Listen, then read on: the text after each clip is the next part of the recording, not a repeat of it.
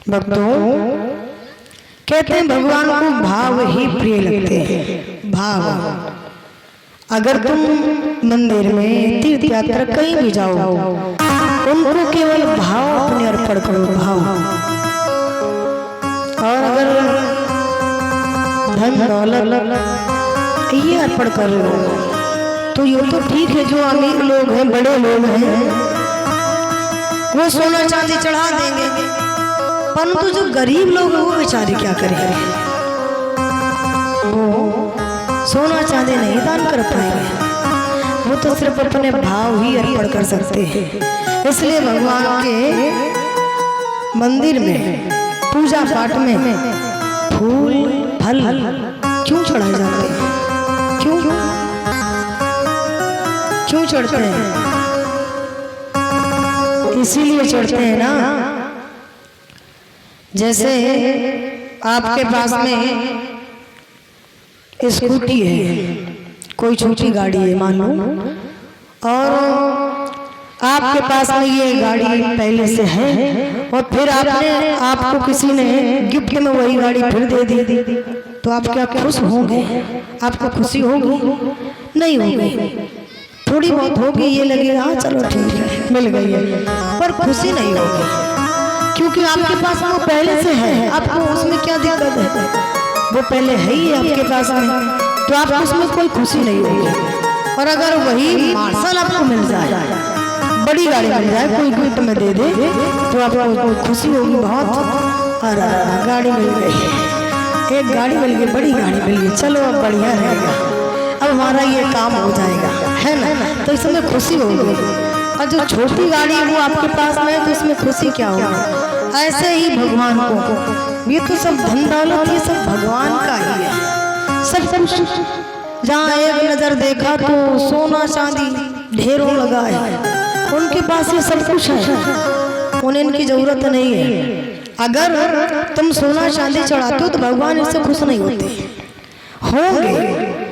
पर ये एक अच्छा साहसी व्यक्ति मानकर खुश हो जाएंगे कि चलो उसने अच्छा व्यक्ति है, अच्छे भाव है, बड़ा व्यक्ति, उसके पास देने को था, उसने दे दिया।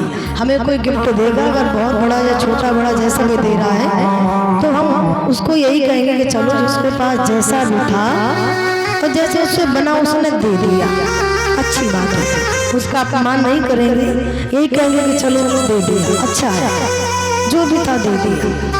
ऐसे ही भगवान को भी फल फूल प्रिय लगते हैं। तुम जब उनको फल चढ़ाते हो, पुष्प चढ़ाते हो, भगवान से बहुत प्रसन्न होते हैं।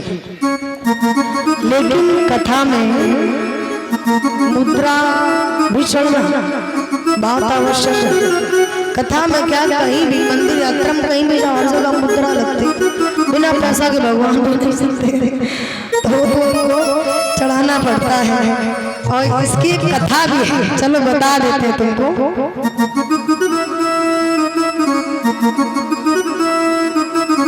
जय श्री राधे। और मैया जी की ओर से ये सीधा प्रसाद मेरा मुद्रा जो पूरी है, बहुत बहुत धन्यवाद, भगवान कल्याण करें।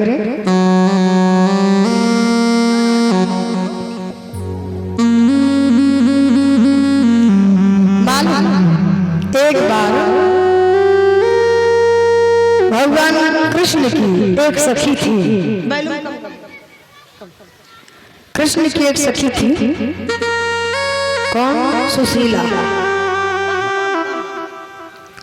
सुशीला थी। सुशीला भगवान कृष्ण को बड़ा प्रेम करती थी। वो जब भगवान कृष्ण वैकुंठ धाम को चले गए, राधा भी उनकी छाया है। राधा कोई अलग नहीं है, राधा कृष्ण एक है, कृष्ण की अंतरात्मा राधा है, कृष्ण ही एक से दो बने हैं। लोगों ने कहा राधा के साथ विवाह क्यों नहीं हुआ? अब जब एक ही कोई व्यक्ति है तो विवाह कैसे करेगा, शादी कैसे करेगा? जब एक ही है वो तो कैसे करेगा? इसलिए वो एक ही है।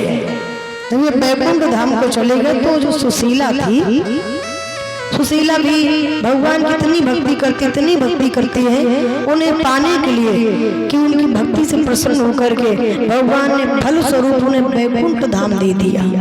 वैकुंठ धाम वो भी चले गए। जब वैकुंठ धाम गई तो वहाँ सुशीला जाके रहने लगी। यहाँ राधा जी रहती थी, राधा जी को ईर्ष्या होने लगी। अब कोई किसी के पति के पास में कोई दूसरी नारी रहेगी तो उसको ईर्ष्या तो होगी। हाँ, ये तो नारियों में होता ही बहुत ज्यादा। अगर तुम्हारा पति है और तुम्हारे पति के पास में कोई दूसरी नारी आ जाए, भले वो रिश्ते में कुछ अपनी रिश्ते में लगती हो, अपनी हो, लेकिन फिर भी ज्यादा देर वो बैठ के बातें करेगी, हंसेगी, बढ़िया बोलेगी, तो तुम यही लगेगा अरे इतनी क्या बड़ी बड़ी बातें हो रही है, इतना क्यों इतनी देर से बैठे बातें कर रहे हैं। और ईर्ष्या होने लग जाएगी। ऊंच निवास नीच करतूती, देख सके न पराई विभूति। तो अगर तुम इनको कह दो कि जी बताएं वो बहुत अच्छी लग रही है, उनकी फलाने की बहू बहुत अच्छी है, तब मान नहीं सकती है।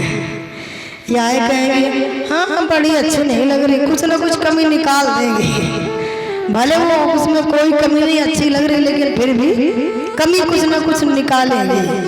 हाँ ठीक है, लेकिन उतनी ज्यादा नहीं है, ठीक है, पर स्वभाव सही नहीं है उसका, बोलती नहीं है सही से, वो कुछ ना कुछ कमी निकल आएगी। ऐसा होती है इसे। ये भी प्रेम का रूप है, इसको भी प्रेम का रूप कहते हैं। किसी के प्रति इतना लगाओ तो ईर्ष्या होती है, और पति के प्रति लगाओ तो होता ही है।